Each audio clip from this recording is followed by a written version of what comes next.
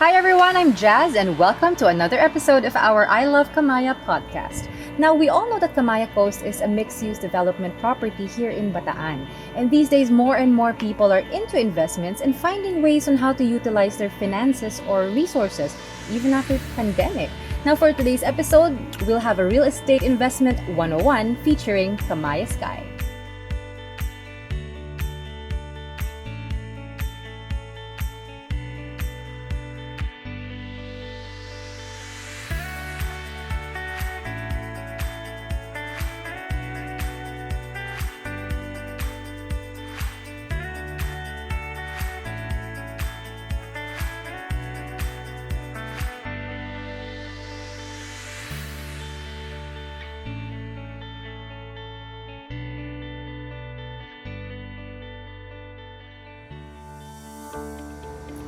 But of course, you need to do your research when investing in a real estate property.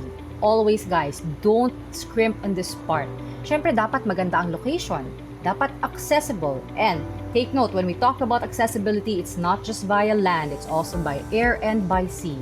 And of course, dapat magaling at mapagkakatiwalaan ang developer.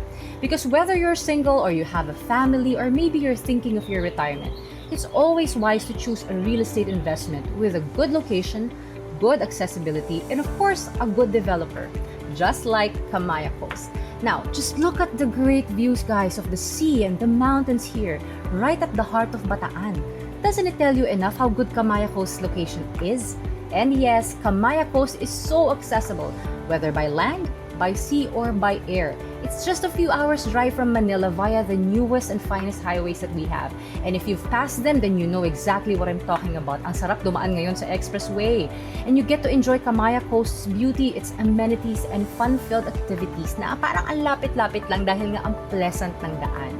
Or, you might want to try a faster route. You can take a quick ferry ride from Manila. It's only a couple of hours. Just hop on the ferry from Esplanade at the Mall of Asia and get off right at Camaya Coast's beach. That's right, wala na kayong sasakyan na additional. You get off right here at Camaya Coast.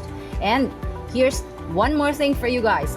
We'll have our very own airport here soon. You heard me right. You see, ang galing ng Camaya Coast with their vision of creating the Camaya Premium Airstrip Development. At hindi na nanatiling vision yan, guys, dahil last year pa, we tested the runway na.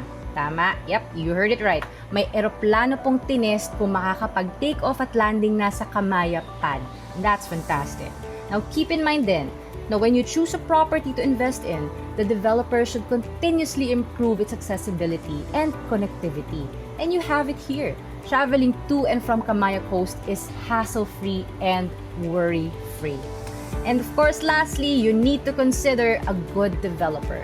You see, Camaya Coast is actually a 2,000-hectare land that is segmented into 3 stations. Where we are now is Camaya Station 1. Then we have Station 2 and also Station 3. Lahat yan may mga gagandang plans of developing residential, commercial, transport, and leisure properties sa napakagandang lugar na to sa loob ng now flourishing economic zone of Bataan. So imagine, you get to have a home by the beach or the mountains na malapit ka sa nature, pero you still get all the conveniences of living in the city. Kasi you have restaurants, you're gonna have malls, so it's the best of both worlds and even more. Imagine the possibilities, diba? Now, wait, sino ba dito ang mountain person? Kasi have you ever dreamed of waking up to such a glorious mountain view? Tapos maririnig mo yung mga ibon freely flying in the sky. Tapos maririnig mo yung waves of the ocean and you feel the mountain breeze while you sip a cup of coffee. Oh, sounds like perfection. It sounds like a dream.